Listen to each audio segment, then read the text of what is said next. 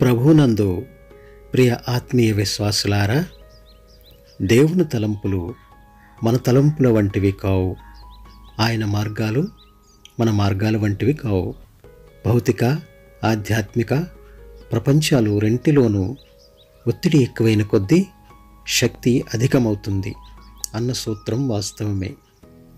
పరిస్థితులు మనల్ని చావుకు నడిపించినప్పటికీ ఏదో విపత్తు కలిగినట్టు బాధపడనవసరం లేదు.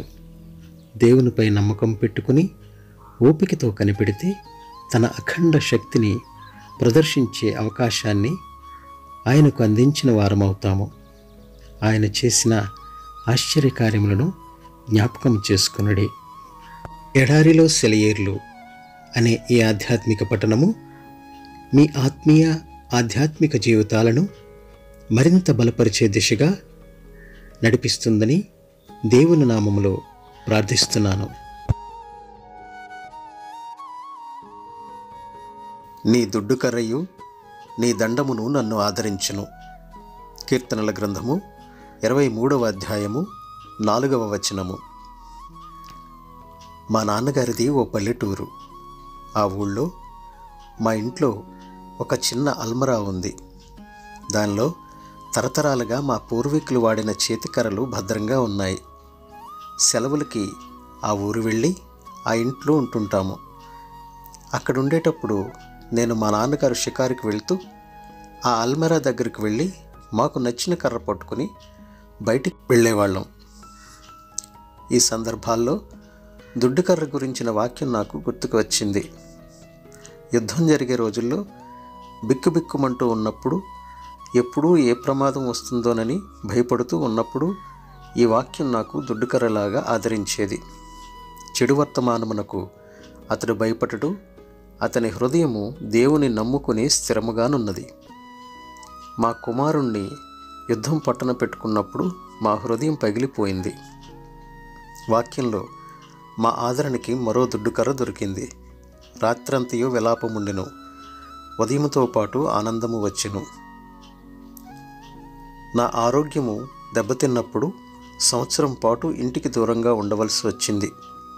తిరిగి ఇంటికి వెళ్ళి నా పని మొదలుపెట్టవచ్చో లేదో తెలియని పరిస్థితి. నాతో పాటు ఓ దుడ్డుకర్రను తీసుకెళ్ళాను. అది నన్నెప్పుడూ ఆదరించక మానలేదు. నా పక్షముగా ఆయన చేయు ఆలోచనలు ఆయనకు తెలియను. అవి మేలుకే గాని కీడు చేయనవి కావు.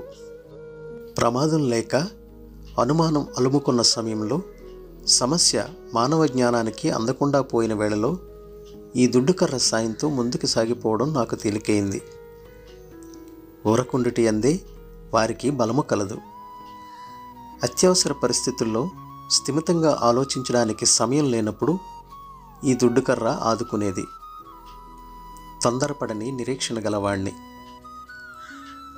మార్టిన్ లూథర్ భార్య ఒకసారి అంది, దేవుడు నా బ్రతుకులో కొన్ని కష్టాలు తీసుకురాకపోయినట్టయితే ఫలానా కీర్తనలో ఫలానా విషయాలున్నాయని, ఆత్మ ఫలానా రీతిలో పనిచేస్తుంటుందని నాకెప్పటికీ తెలిసేది కాదు.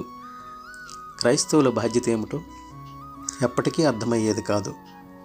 దేవుని దండం చిన్నపిల్లవాడిని శిక్షించే ఉపాధ్యాయుడి బెత్తం లాంటిది.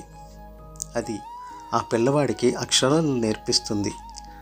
దేవుడు అలానే తన దండంతో మామూలు పరిస్థితుల్లో మనం నేర్చుకోలేని యోగ్యమైన పాఠాలను నేర్పుతాడు. దేవుడెప్పుడూ తన దండంతో పాటు దుడ్డుకర్రను కూడా పంపుతాడు. నీ పాదరక్షలు ఇనుపవియు ఎత్తుడవియునై ఉండును. నీవు బ్రతుకు దినములలో నీకు బలము కలుగును. రాతి బండలున్న దారి గుండా పంపేటప్పుడు తప్పకుండా ఇనుపు చెప్పులు ఇస్తాడని నిస్సందేహముగా నమ్ముదాం. మనకి సరైన పరికరాలు ఇవ్వకుండా మనల్ని ఏ ప్రయాణానికి పంపడు.